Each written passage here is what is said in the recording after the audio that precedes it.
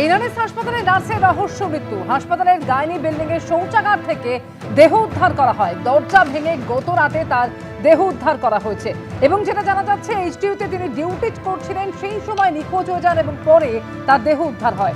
আমাদের দুই প্রতিনিধি সুকান্ত মুখোপাধ্যায় এবং ঝিলাম কনজাই সরাসরি রয়েছেন আমাদের সঙ্গে। প্রথমে সুকান্ত, তোমার কাছে আসি। ইতিমধ্যেই হোমিসাইড শাখার আধিকারিকরা তারা তো সেখানে পৌঁছে গিয়েছেন এবং স্বাস্থ্যমন্ত্রী তিনিও তো ভিতরে রয়েছেন এখনো।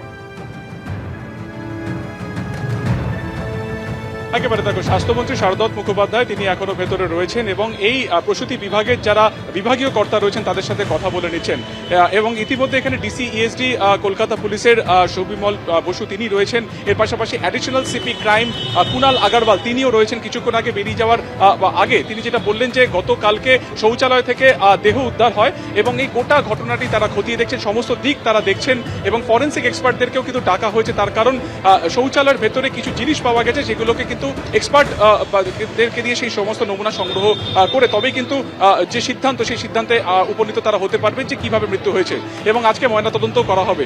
ইতিমধ্যে ঘটনাস্থল সেখানে হোমিসাইড বিভাগের আধিকারিকেরা পৌঁছেছেন। সেই যে পেরিফেরি সেটা করে দেওয়া হচ্ছে শৌচালয়, সেটা যাতে পুরোপুরি সেটা একটা স্পট হিসেবে সেটাকে ঢেকে দেওয়া হচ্ছে এবং গতকালকে 9টা থেকে নাইট শিফটের কাজ শুরু হয় এবং তারপরে যখন তিনি কাজে যোগদান করেন সেই সময় একজন রোগী মারা যায়। যখন ডেথ সার্টিফিকেট লেখার কাজ করছিলেন সেই সময় আচমকাই এই নার্স তিনি শৌচালয়ের দিকে যান, যেটা ফার্স্ট ফ্লোরে রয়েছে অ্যান্টিন্যাটাল ওয়ার্ডে, এবং সেখানে যাওয়ার পর কিন্তু তিনি কোনোভাবে বেরোচ্ছিলেন না।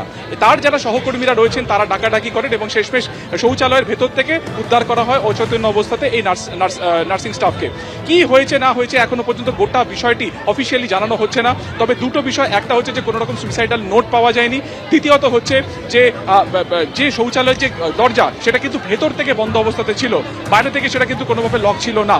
ফলে তো কিভাবে মৃত্যু হয়েছে সেটা দেখা হচ্ছে, সুইসাইডাল নেচার নাকি অন্য কোনো কারণে মৃত্যু হয়েছে বিষয়টি দেখা হচ্ছে। এছাড়া এই শৌচালয়ের ভেতরে সেখানে কিন্তু বেশ কিছু সেখানে কিন্তু ইতিমধ্যে কিছু সিরিঞ্জ পাওয়া গেছে, কিছু ওষুধের ভায়াল পাওয়া গেছে। তাতে কি ধরনের মেটেরিয়াল রয়েছে বা কন্টেন্ট রয়েছে সেটা কিন্তু ফরেন্সিক এক্সপার্টরা এসে তা উদ্ধারের পরে কিন্তু তা জানা সম্ভব হবে। আপাতত তোমাকে হাসপাতালের ছবিটা দেখাবো। এই মুহূর্তে কিন্তু একদিকে যেমন রোগী পরিষেবা যাতে ব্যাহত না হয় সেইটা যেমন সুনিশ্চিত করা হচ্ছে, তার পাশাপাশি তদন্ত, অর্থাৎ এরকম একটি সরকারি হাসপাতালে এরকম একটি ঘটনা, সেই ঘটনাকে কেন্দ্র করে যাতে তদন্তের কোনো রকম ফাঁকফোকর না থাকে সেই বিষয়টাকে কিন্তু সুনিশ্চিত করা হচ্ছে এবং সেই কারণে খোদ স্বাস্থ্যমন্ত্রী তিনি এখানে এসেছেন। অ্যাডিশনাল সিপি ক্রাইম তিনি নিজে এসেছেন। প্রত্যেকটা স্টেপ পুরোপুরি দেখা হচ্ছে।